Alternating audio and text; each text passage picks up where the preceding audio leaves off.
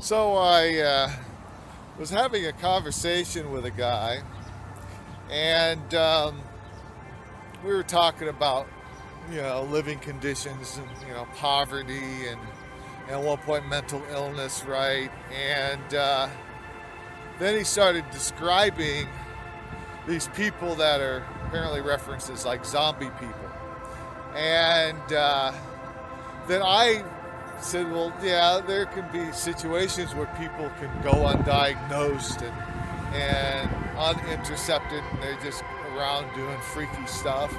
And he's like, well, no, they're like possessed. And then I said, well,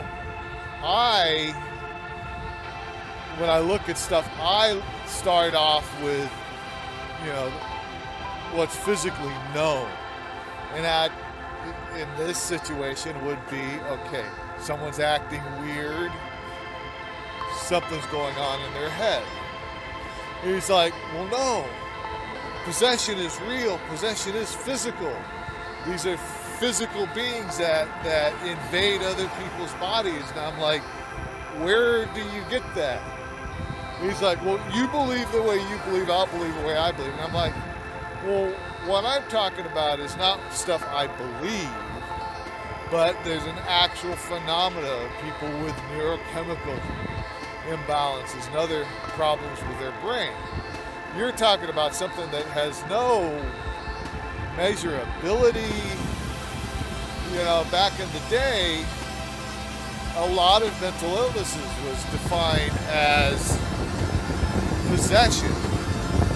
And he's like, well, yeah, whatever, you believe the way you believe. And I'm like, that's one of the issues that we have, not just when it relates to religious beliefs, but a lot of stuff, politics, and we get into these mindsets, and we are unwilling to say, hey, my perspective might be off.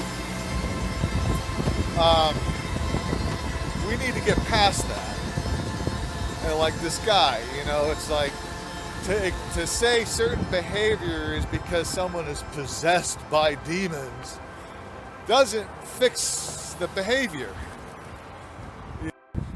One of the things that comes to mind worth noting relating to this is the starting point.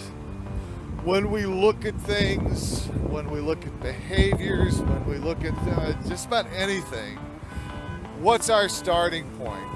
Is our starting point from the ground up, the physical, the known? Or are we jumping to certain conclusions, and like in this guy's example,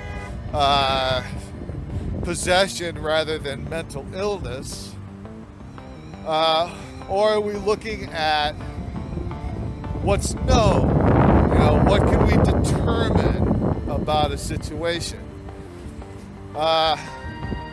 There's all too many situations where people jump to a conclusion based on no connection to reality, and just rolling with that conclusion based on how it feels instead of how it actually relates to things. I think it happens less to a certain degree, but it's a lot of people that treat things that way, and from my perspective, it causes a lot of problems. One interesting thing in my conversation with this guy about the possessed was when it got to a point when we clearly weren't seeing things from the same perspective, and then he just basically copped the, you believe the way you believe, I believe the way I believe. I think that's also a bit too much in society, where we don't continue to have a conversation. We just come to a dividing point, and that's it. So those bits relate to a number of interrelated subjects. but I think it's a good segue into noting my perspective on religion. I like the term physicalist. I look at things from the perspective of how things fit in known reality or physical reality. And that for me is far more sound than when I looked at things more from the top down, being from a religious perspective. I once was a fundamentalist Christian, what sometimes is called literalist. I was even an understudy for the ministry. But experiments, studies showed me that I was believing in what was no more than stories that's been rewritten many times, and that had been re-spoke many times before it was even written down. And then I mean, that's even the case when you get into the New Testament and the stories of Jesus. You know, it's like how much word of mouth there was beforehand. And the politics, you get into the letters after the Gospels, and a lot of that's politics. And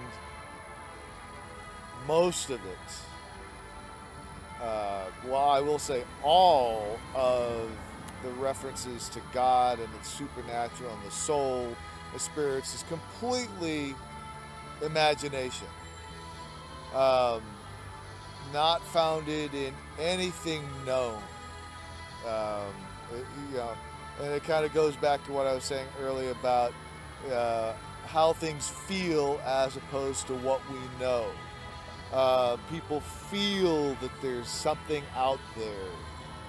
People feel that there's a God communicating with them. People feel that there's a God that answers their prayer. People feel that Jesus was as the Bible says. People feel that Muhammad was as the stuff was written about him, and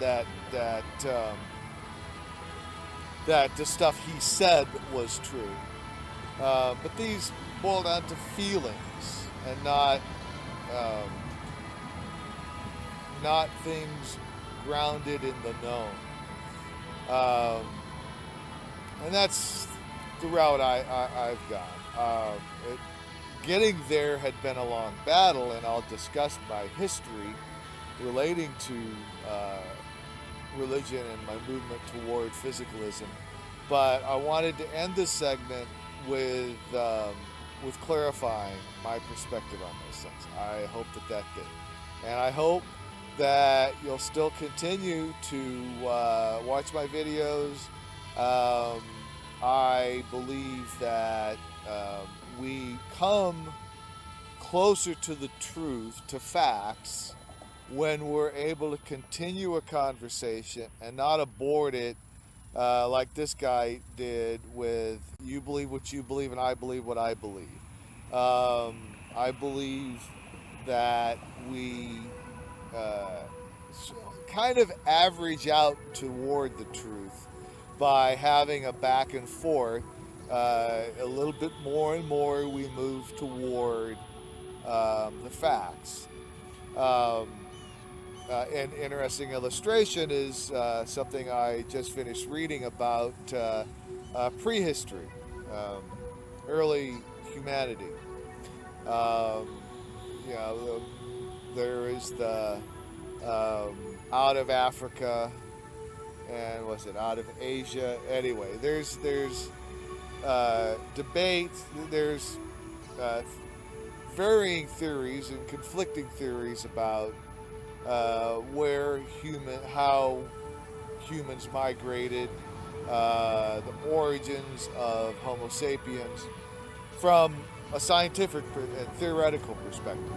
I'm excluding out beliefs about it, the religious beliefs about it. I'm dealing with the scientific hypotheses and theories. Um, and in reading about the history of the theories, it was interesting to read about how one theory that was solidly in this camp went on for a while, and then another theory was solidly in another camp, and they were completely um, uh, in conflict with each other, right? But the majority of the scientists and the field people involved um, uh, had used the scientific method and applied the scientific method. And as they did experiments and as they reviewed things and found more fossils and as they started doing genetics and DNA, one of the theories was solidified with some modifications, and then the other theory started moving further toward the other theory, but there are still elements of that theory that hasn't been disproven, so they're still working it out. But they're working it out. Neither side, well, most of the people on both sides are going from the perspective that they don't know for sure their theories are right. They're looking at ways of shoring them up. If their theories don't show up, then they move to the other camp. You know, wherever the evidence lies. Anyway, I'm not sure where that was going. I think it's still worth leaving in. So I'll go ahead and end this segment.